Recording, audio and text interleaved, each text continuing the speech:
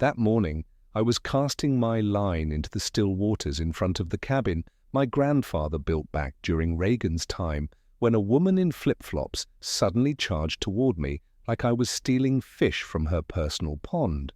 "You're violating HOA regulations," she announced, her eyes not looking at me, but fixed straight on her phone camera as she live-streamed our encounter.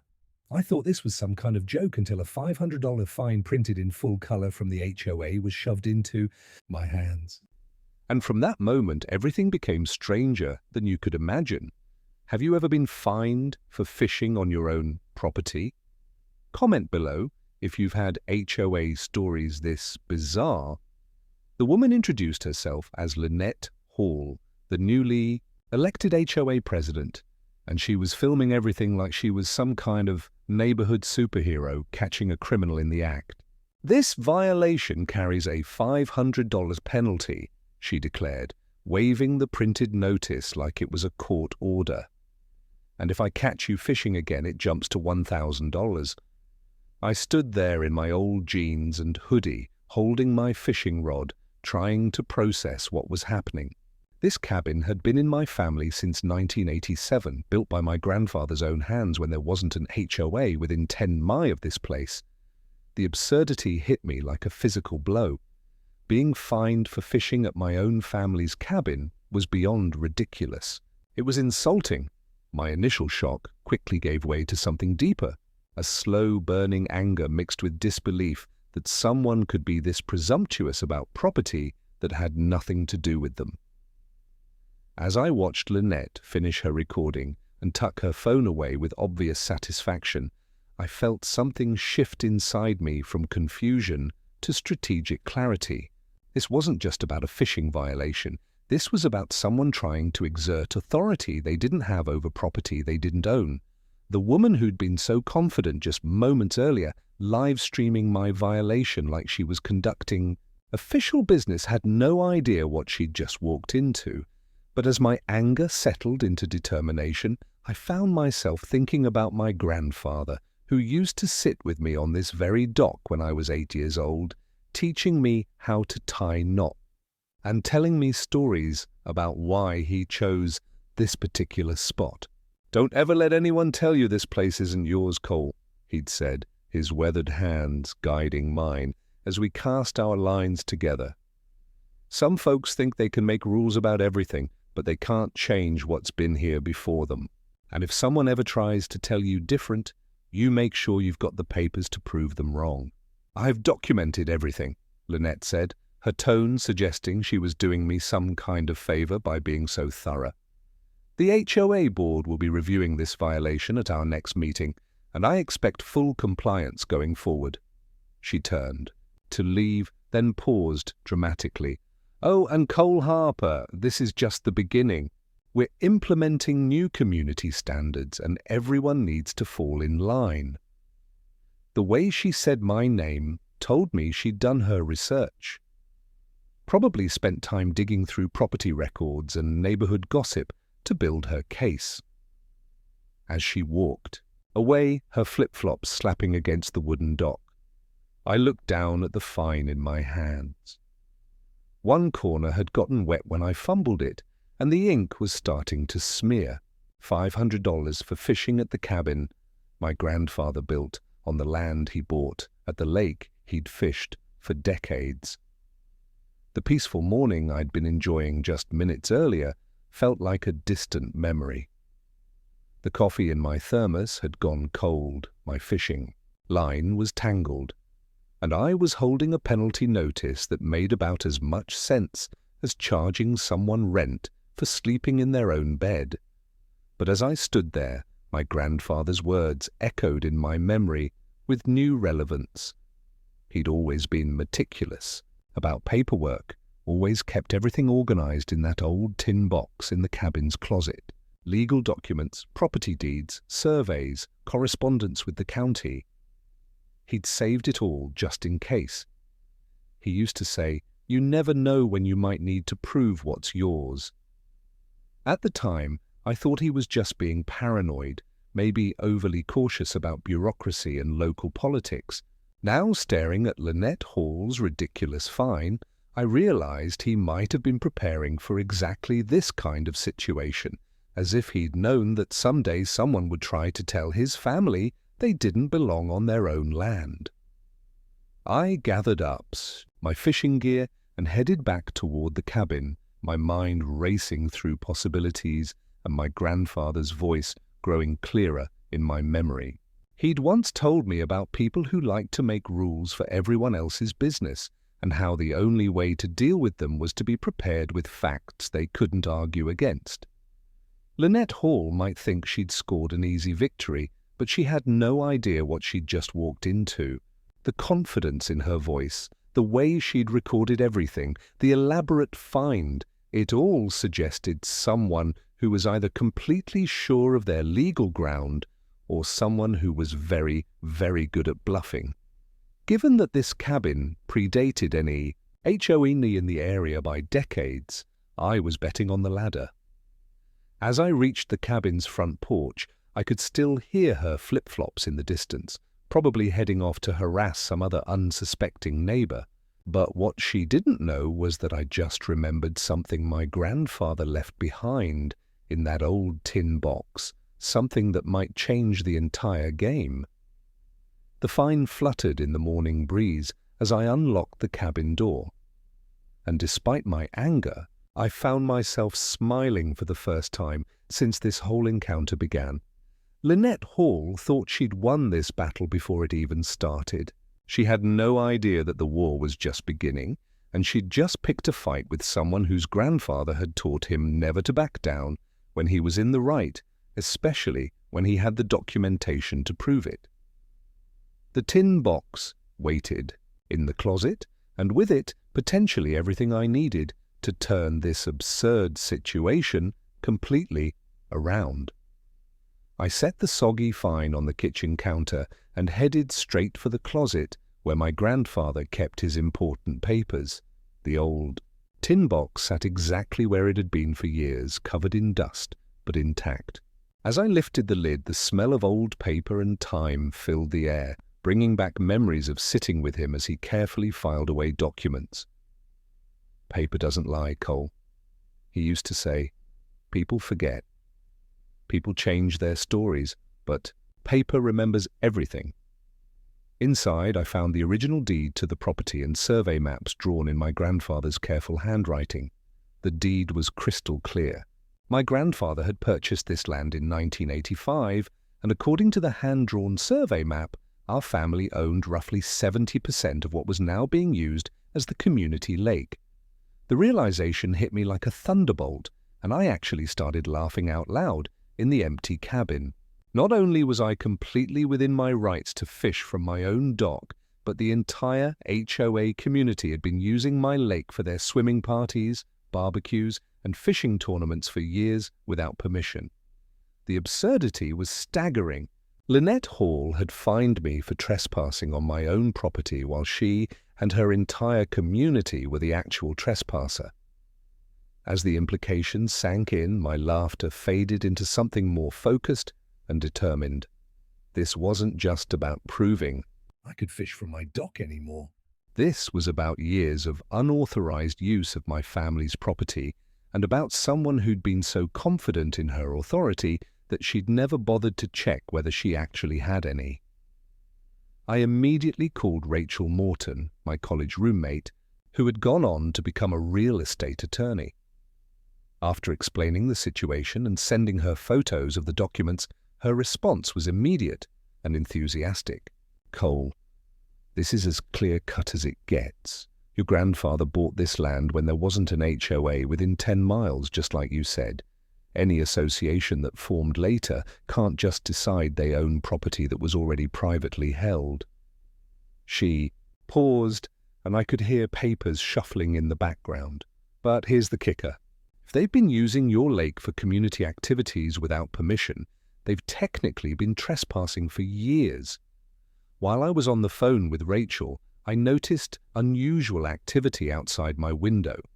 Lynette had returned, but this time she wasn't alone, and she'd completely transformed herself. Gone was the dishevelled woman in flip-flops from this morning. She'd changed into a nicer outfit, fixed her hair, and was playing the role of gracious community hostess with impressive commitment. She'd organised what appeared to be an impromptu tea party right on the shore of my lake, complete with tables, chairs, fancy tablecloths, and even a small sign that read, "Community Appreciation Gathering." I watched through the window as she served tea and cookies to a growing crowd of neighbours. But there was something calculated about her performance. She would gesture occasionally toward my cabin with concerned expressions, then lean in close to whisper something to whoever was listening. When people nodded seriously or took notes, she'd smile with satisfaction and move on to the next group. The strategy was brilliant and manipulative. Instead of continuing to appear as the aggressor who'd find me that morning, Lynette was repositioning herself as the community's protector, someone bringing people together in the face of a potential threat. I could see Doris Langley, a neighbour I barely knew, hanging on every word as Lynette spoke in hushed, urgent tones. Several other residents were taking photos of my cabin in the lake area, clearly being coached to document something. This wasn't just a social gathering.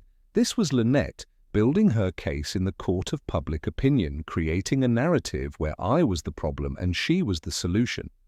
The woman was more strategic than I'd initially given her credit for, turning what should have been her embarrassing mistake into a rallying cry for community solidarity against an outside threat. Rachel's voice brought me back to the phone conversation. "Cole, are you still there? I was asking about any recent HOA communications you might have received." I filled her in on what I was currently observing outside, and she chuckled grimly. Well, she's smart, I'll give her that. But being smart and being right are two different things. Let me do some research on your local HOA's formation documents and see exactly what authority they think they have. You paused again. In the meantime, you might want to document everything, photos, videos, keep records of all interactions. If this gets messy, you'll want a paper trail, just like your grandfather always kept.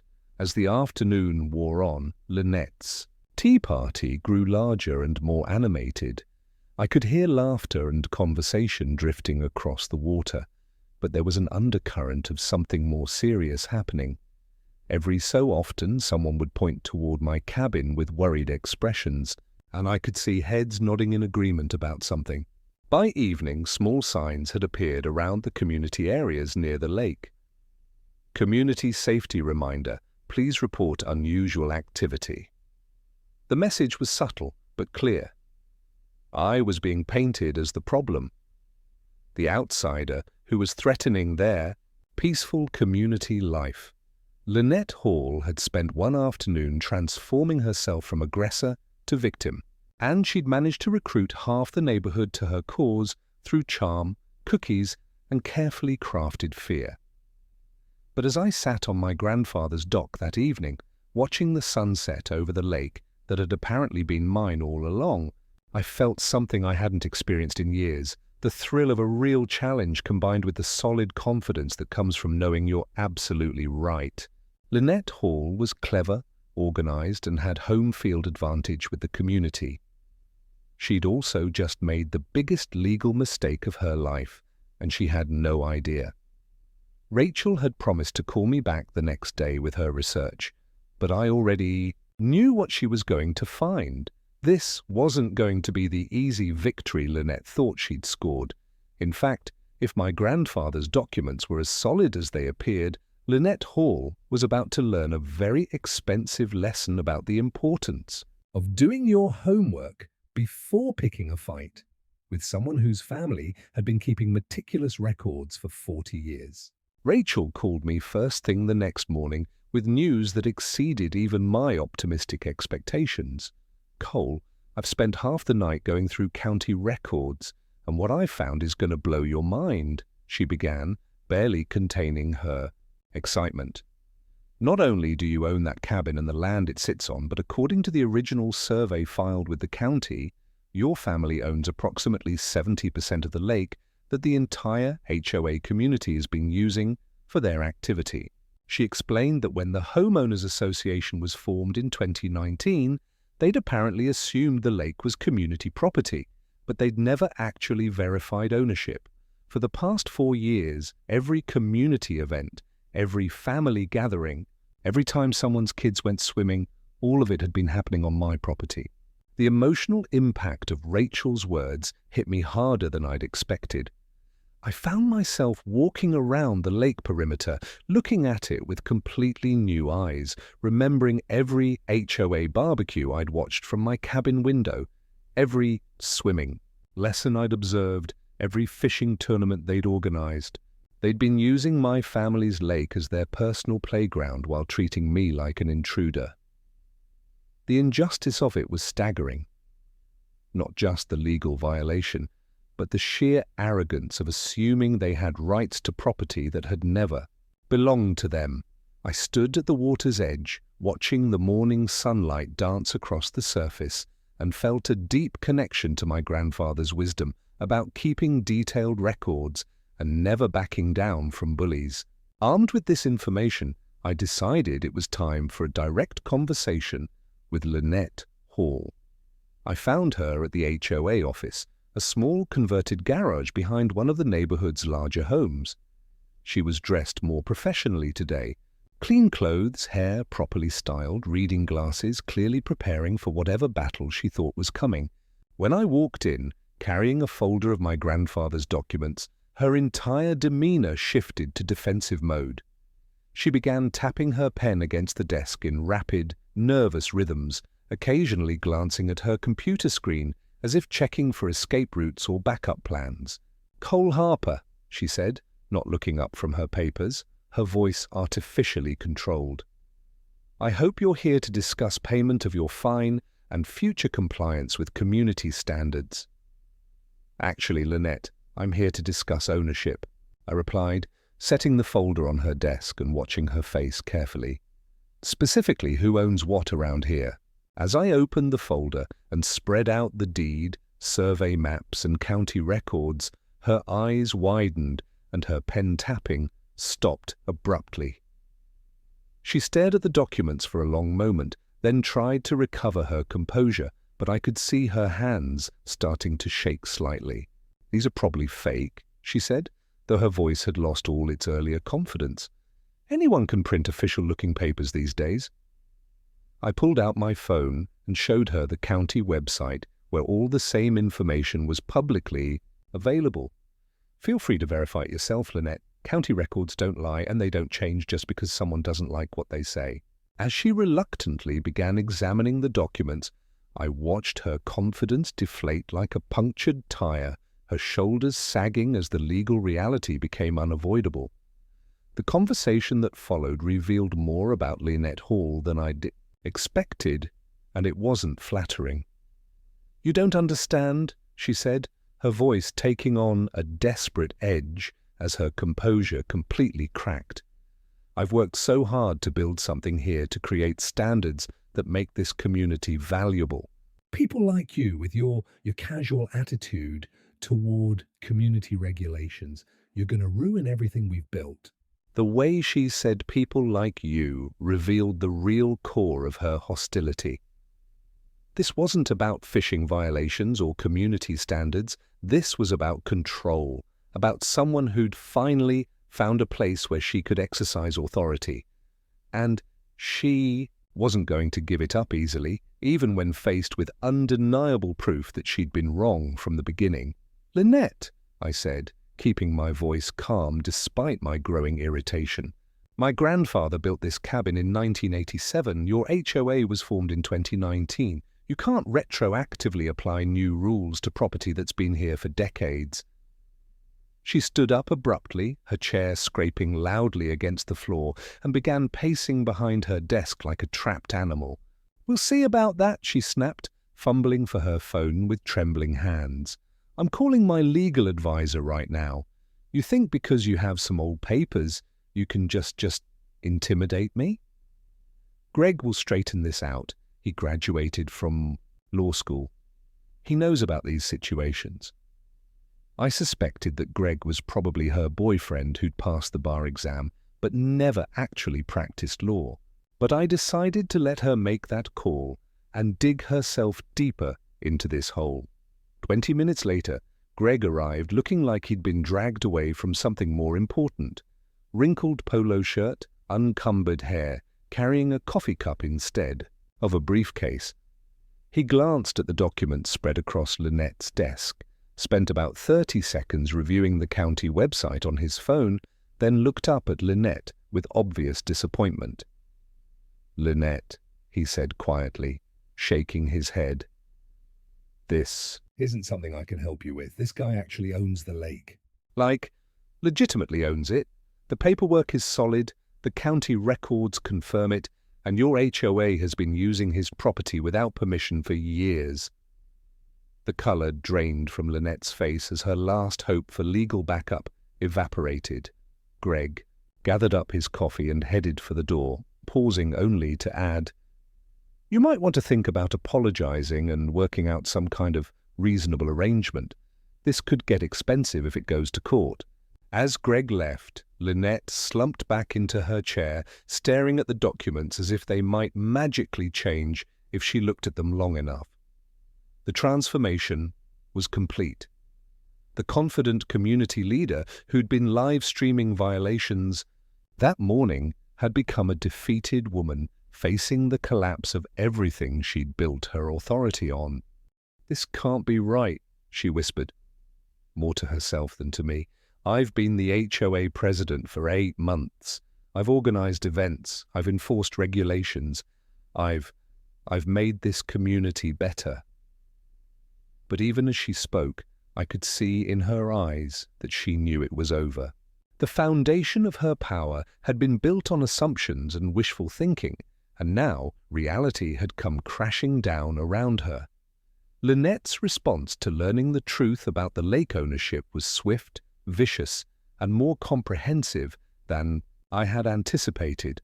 Within 24 hours of our meeting, she'd organized an emergency HOA gathering and launched a full-scale character assassination campaign against me.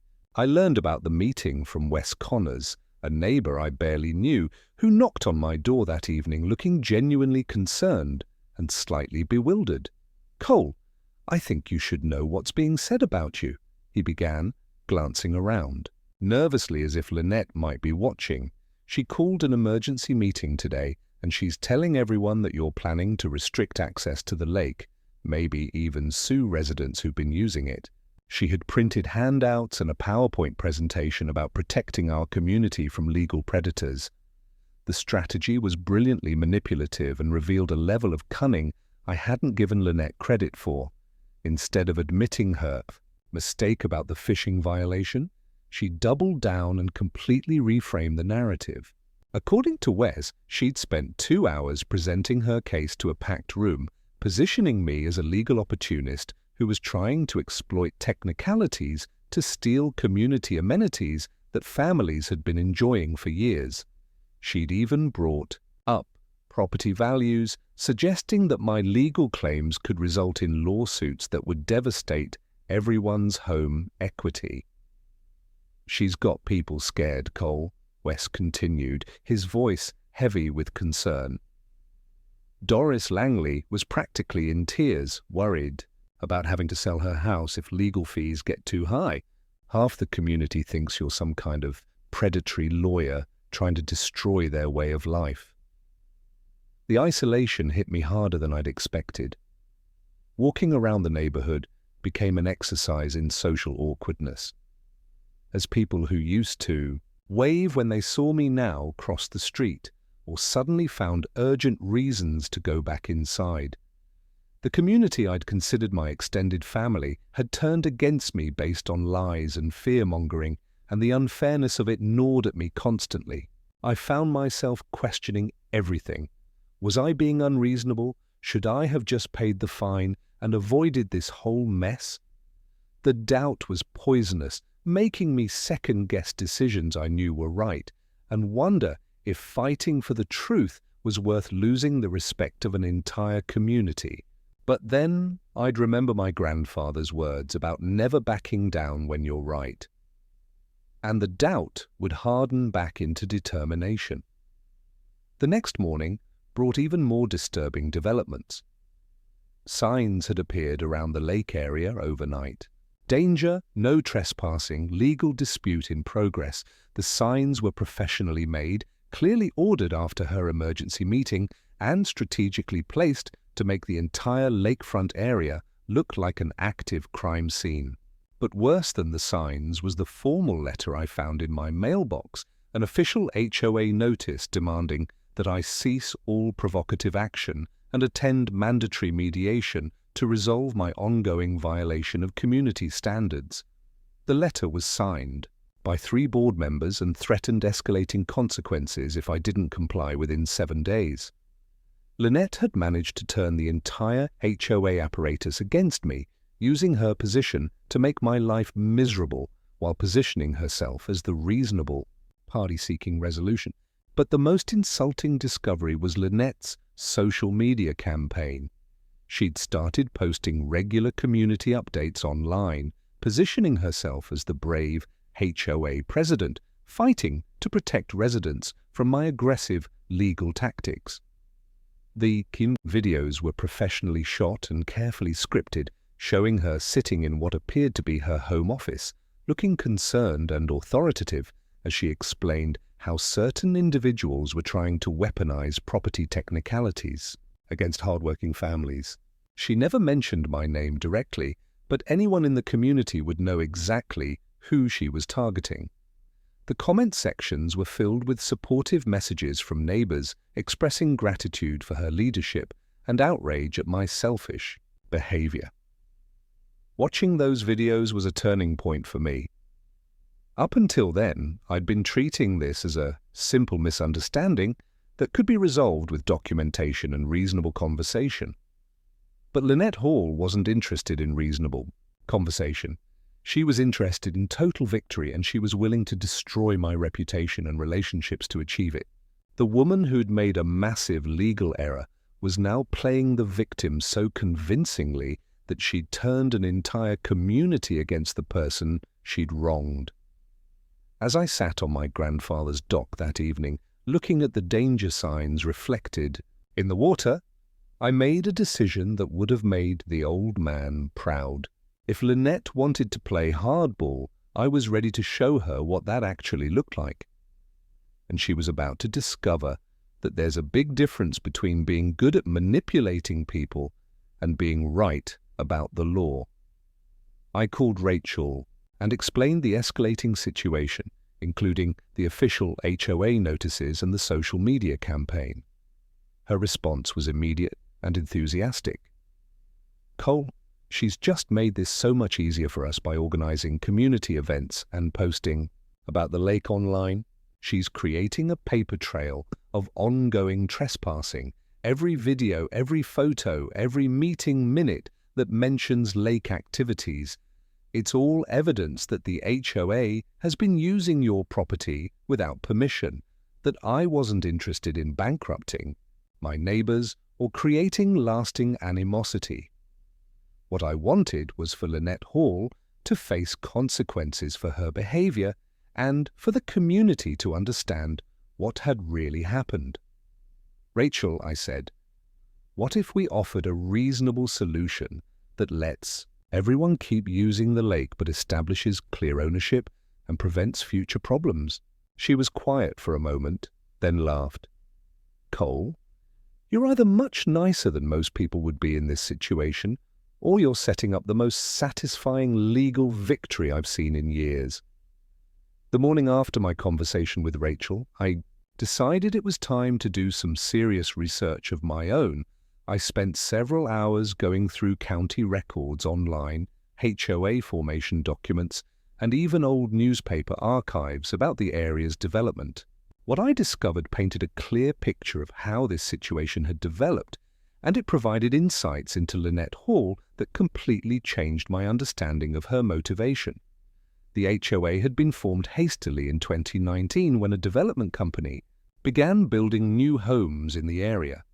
The original charter mentioned community lake access, but provided no documentation of actual ownership or usage rights.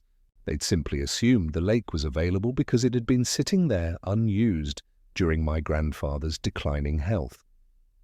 More revealing was what I learned about Lynette herself through social media archaeology and public records. She'd moved to the community just 18 months ago, shortly after losing her job as a paralegal at a downtown law firm. Her online presence showed someone desperately trying to rebuild her professional reputation with posts about community leadership and effective property management. But digging deeper revealed a pattern of half-truths and embellishments. She'd been fired from the law firm for misrepresenting client information, and her previous rental history showed multiple disputes with landlords over lease violations. The woman, who is now positioning herself as a legal authority, had a track record of bending rules when it suited her purposes. The psychological profile that emerged painted Lynette as someone driven by a deep need to prove her worth after years of being dismissed and discredited.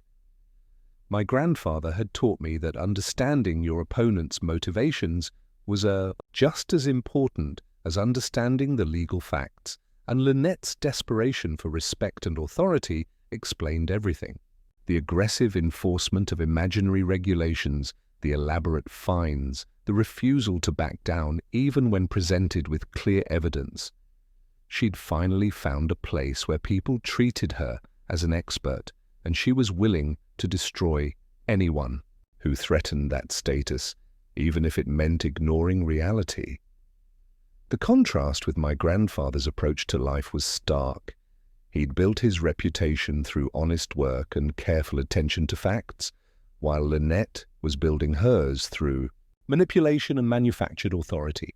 I also reached out to Howard Green, the previous HOA president, who'd been mentioned in some of the meeting minutes I'd found.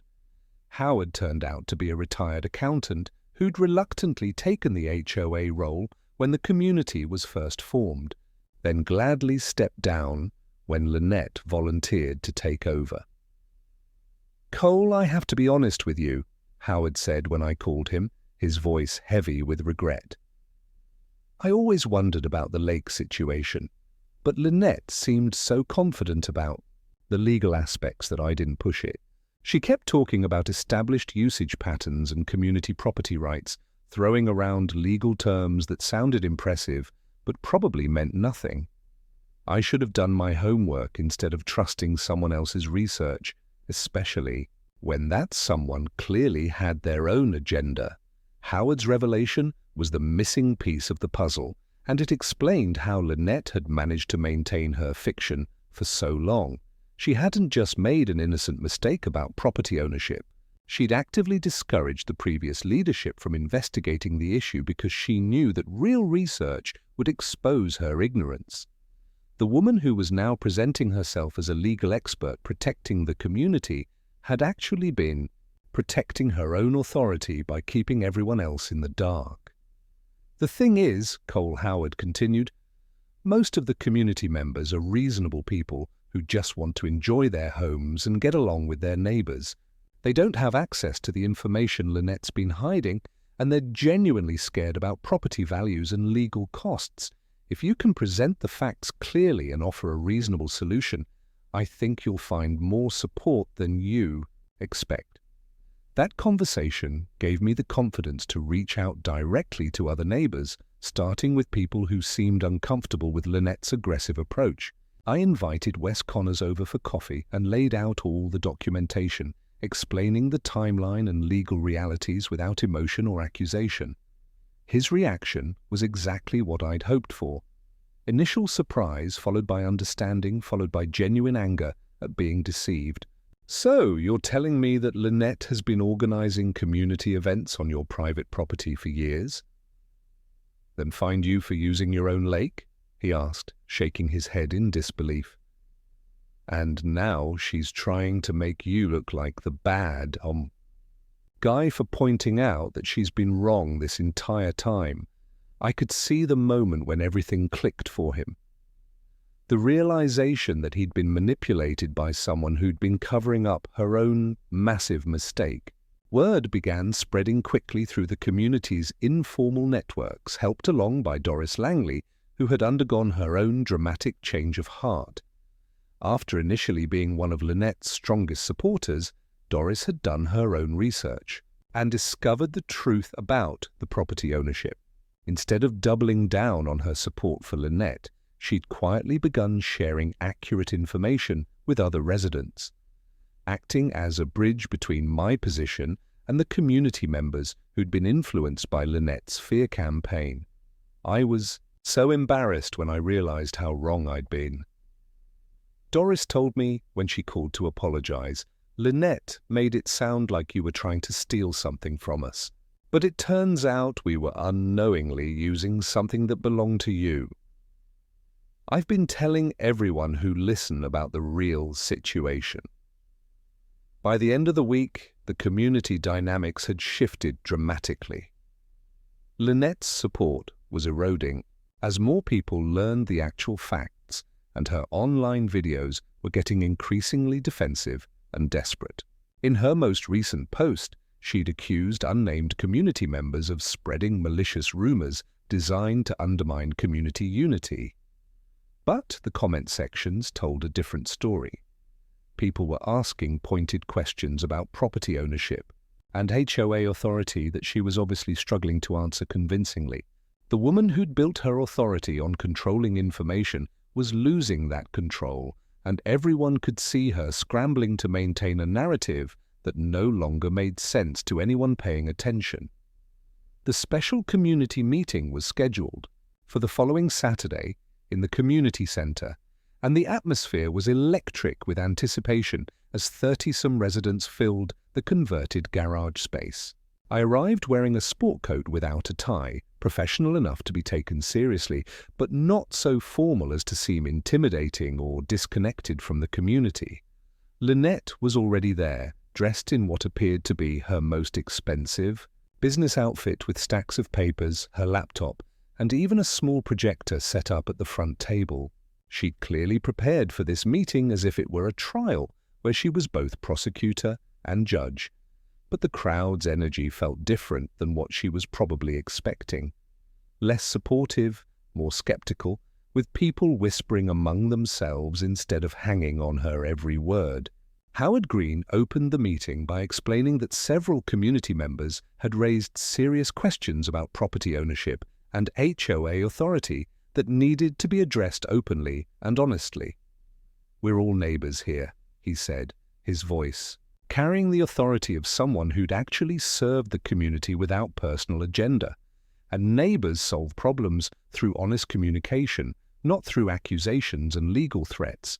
Lynette immediately tried to interrupt, claiming that the meeting was irregular and that she should be controlling the agenda as current HOA president.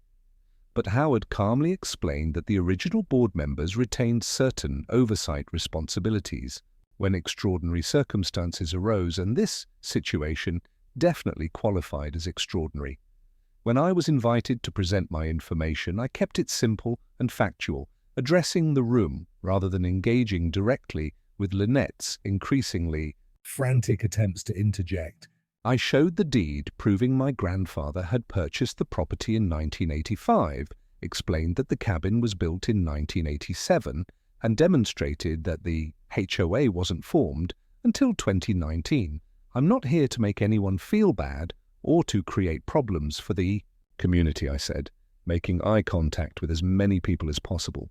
But I think everyone deserves to know the actual legal situation, especially since there's been so much confusion and misinformation lately. I presented copies of all the documents, making everything available for anyone who wanted to examine the evidence themselves rather than take anyone's word for anything. The reaction was immediate and more dramatic than I'd hoped. Several residents began asking pointed questions about why they'd never been shown this information before, why Lynette had been so certain about HOA authority over the lake, and why.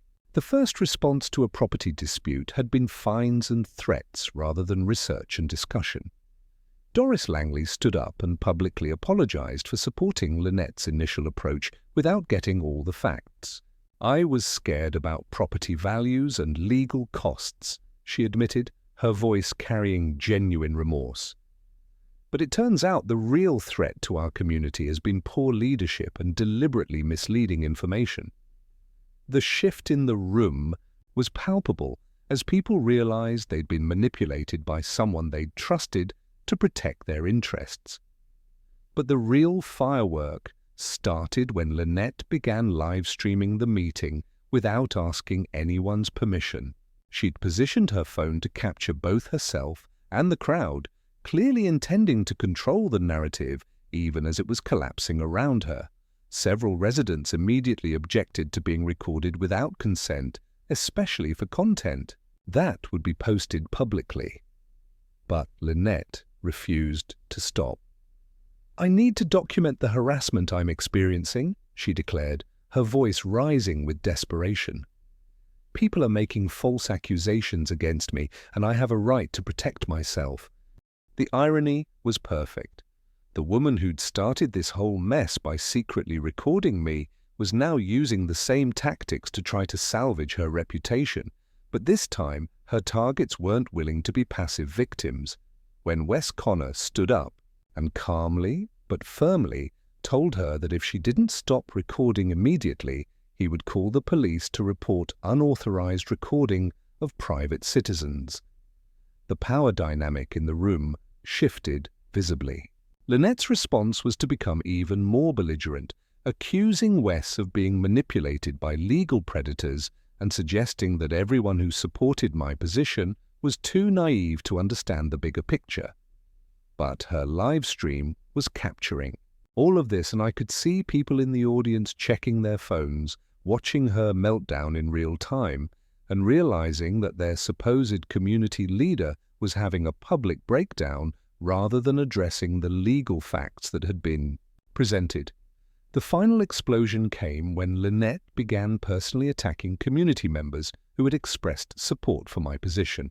She accused Doris of being easily manipulated by anyone with official-looking papers, suggested that Howard was too old and confused to understand modern property law, and implied that Wes was only supporting me because we were probably in cahoots. The room went completely silent as people realized they were seeing the real Lynette Hall, not the concerned community leader from her carefully scripted videos, but someone who was willing to insult and belittle her own neighbors to maintain her position. When Howard called for a vote of no confidence in Lynette's leadership, hands shot up around the room with decisive speed.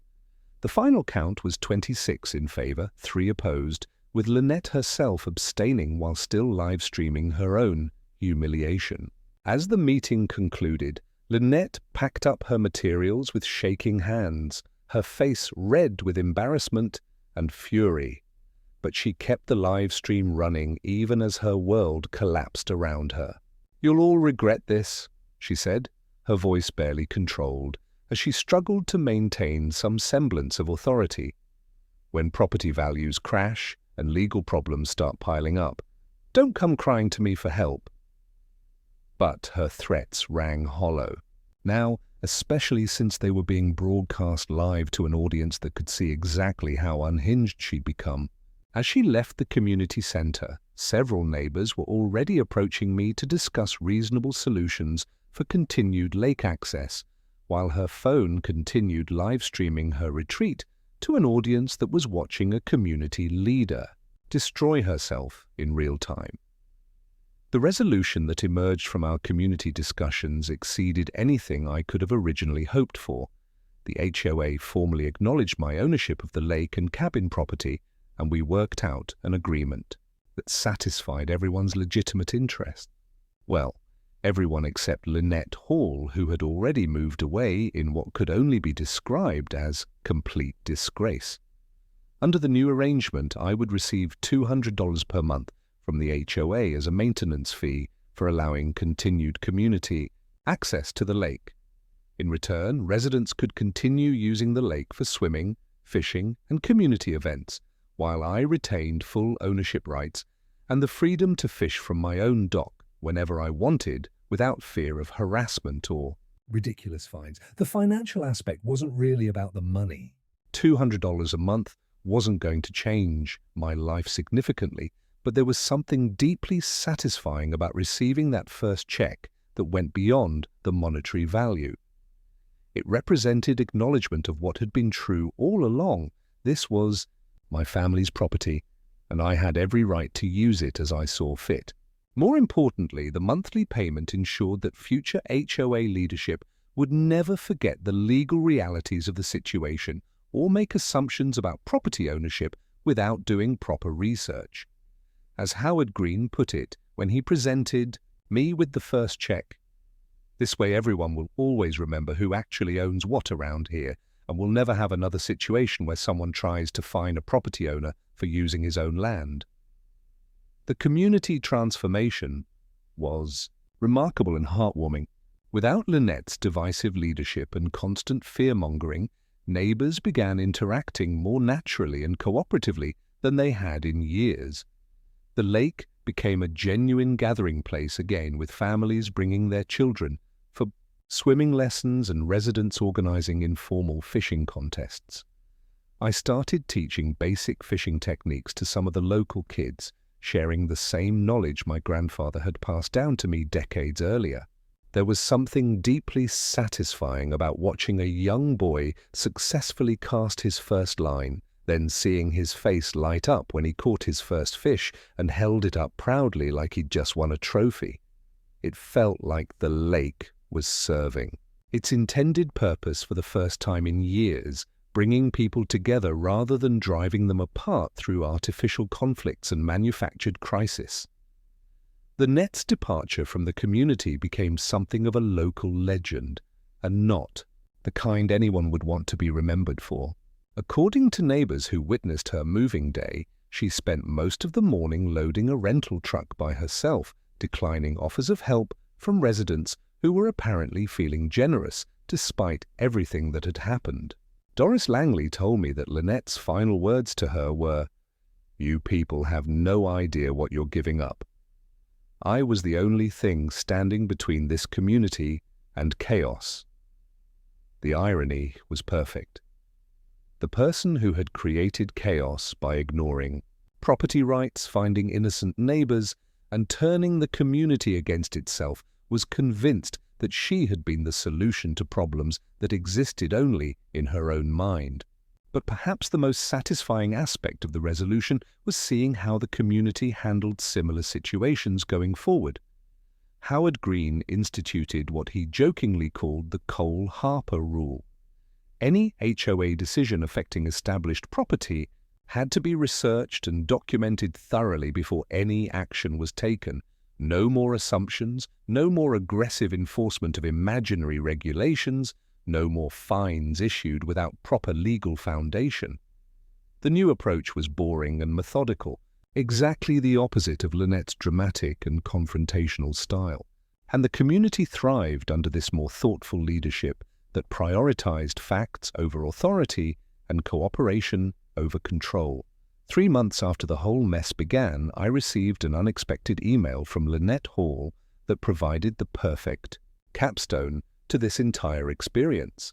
She had apparently found my contact information online and wanted to clear the air about our conflict, though her version of clearing the air involved a long, rambling message full of self-justification and blame. The key lines were classics. I still believe I was right about community standards and property management. You took advantage of legal technicalities to undermine legitimate HOA authority. The community will eventually realize they made a mistake in supporting your selfish interests over their collective welfare. She ended by saying that she hoped I was satisfied with the chaos and declining property values I had supposedly created. I read the email twice, marveling at her complete inability to accept responsibility or acknowledge reality, then deleted it without responding. Some people never learned, and Lynette Hall was apparently going to be one of them.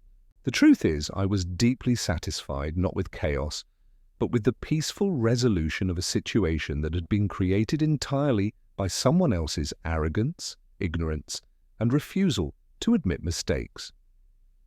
Every month, when that $200 check arrived, from the HOA, I thought about my grandfather and how proud he would have been to see his property rights respected and his cabin still serving as a gathering place for the community. He had always believed that good neighbors could work out their differences through honest communication and mutual respect, backed up by proper documentation and a willingness to stand up for what's right. It had just taken the removal of one particularly toxic individual to prove him right and restore the natural harmony that should exist between people sharing the same neighborhood. These days I still fish from the same dock where this whole adventure began, usually wearing the same old jeans and hoodie that Lynette Hall had found so objectionable when she first tried to assert her imaginary authority over me. The difference is that now, instead of fishing alone, I'm often joined by neighbors who've become genuine friends through this shared experience of standing up to a bully and finding reasonable solutions to manufactured problems. Children play in the water while their parents chat on the shore, and everyone understands exactly who owns what and why that matters for maintaining good relationships. It turns out that respecting property rights and treating neighbors with honesty isn't just good law, it's the foundation of genuine community.